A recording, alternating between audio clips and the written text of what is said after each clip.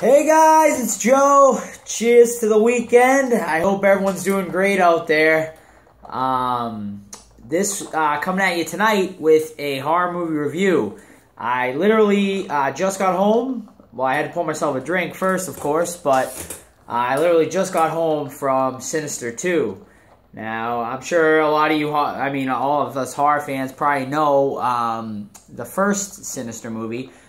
Which was a movie that I really enjoyed. It wasn't a perfect horror movie, but it wasn't a bad horror movie at all, and it was one of the better ones from last year or 2 years ago, whenever it came out.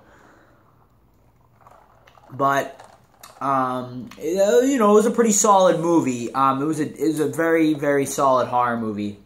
Now, Sinister 2 is not a movie I can say that I was like super excited about when I saw that they were coming out with a sequel, but I enjoyed the first one, so I figured, what the hell, I'll give it a try, and maybe it's a decent movie. So let's get right into this review. This will be a non-spoiler horror movie review, because this movie just came out. I don't want to spoil anything for you guys, so I'll keep it totally spoiler-free. So, yes. Very quick plot synopsis of Sinister 2. It is basically about a mother and her two children. The mother basically has left her abusive husband and has moved into a farmhouse with these two young boys. And basically, these horrific murders happened. This is not spoilers at all, guys, so this is like basic plot. Basically, these horrific murders happened in this church that is attached to the farmhouse, and that's basically where you start off in this movie.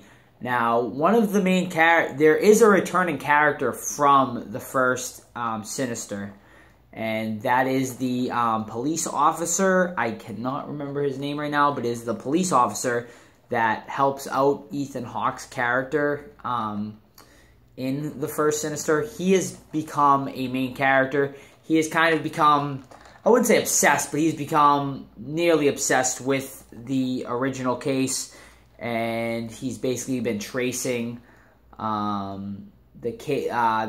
Bagul demon, and he found out that basically this farmhouse that this woman and her two children are living in, and this church murder that happened basically had something to do with Bagul. And that's basically where I'll leave you with the plot. I don't want to spoil it, like I said. So now, a reaction of what I thought of this movie. And I'm not going to lie. This movie split me almost right down the middle. It is not a great movie, but it's also not a horrible movie. It's like, it is a split right down the movie middle. It is like mediocrity at its finest, I gotta say. There's nothing special about this movie. There are a few interesting moments that keep you entertained, but there are also moments that bore you. The movie does tend to drag here and there, but it doesn't drag on for too long before something interesting happens. As far as scares, I gotta say, this movie lacks scares. They try, there are plenty of jump scare moments, but nothing that made me really jump. There's a lot of cheap scares in this movie. They really go for the cheap scares in this movie. There is a decent amount of violence. Of course, in the first movie, you have those disturbing videotapes, and you get them again in this one. And there's some, those are, without a doubt, that was the best part of Insidious 1, and it is the best part of Insidious 2. These, sick home movie videotapes. Without a doubt, the best parts of both Insidious movies. But this movie had, really reminded me of, almost like a straight-to-DVD type of feel. It was shot well. I'm not saying it was cheaply made, but, this would have been, a perfect, straight-to-DVD video release. If they did that, I probably would have enjoyed it a hell of a lot more. Because I gotta say, it is not worth your time to go see this in the theater. It's not worth your money, without a doubt. This is, the perfect Netflix movie. a good free watch without a doubt. I'm hammering at it, but I will say it is not a bad. It's not terrible. It's not a bad movie. But if I were to rate this movie, I would put, like I said, right down the middle. I would give this movie a 5 out of 10.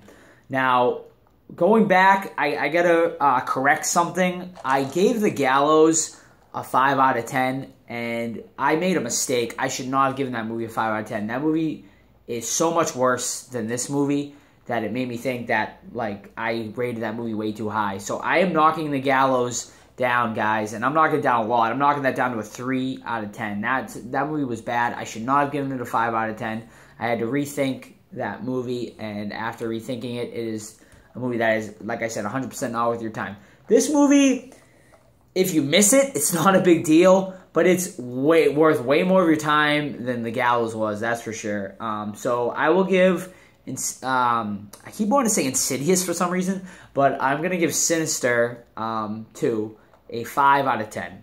It is a movie that is chopped right down the middle for me. Like, it is a movie that I don't mind that I watched it. Like, I don't regret watching it, but it's not a movie that, like, I'm glad I'm watched either. So it's just a movie that it is the perfect right down the middle movie of, like, pure mediocrity. Don't waste your money seeing it in theaters. But if it's on, I wouldn't even say it's worth like a few dollar Redbox rental or whatever. But once it comes to Netflix, it's worth a watch without a doubt. But don't rush out to go see it. And if you miss it, you're not missing a whole bunch. But I mean, don't get me wrong, it's not the worst movie you can see either. So that is my review of Sinister, guys. If you have seen it, let me know what you thought of it. And that's it. So I hope you guys enjoyed this review. If you want to discuss it with me down in the comments section, I'm all for it. I will discuss this movie with you all day. So that is it, guys. Cheers to the weekend once again. Everyone have a great night, and we will see you all real soon.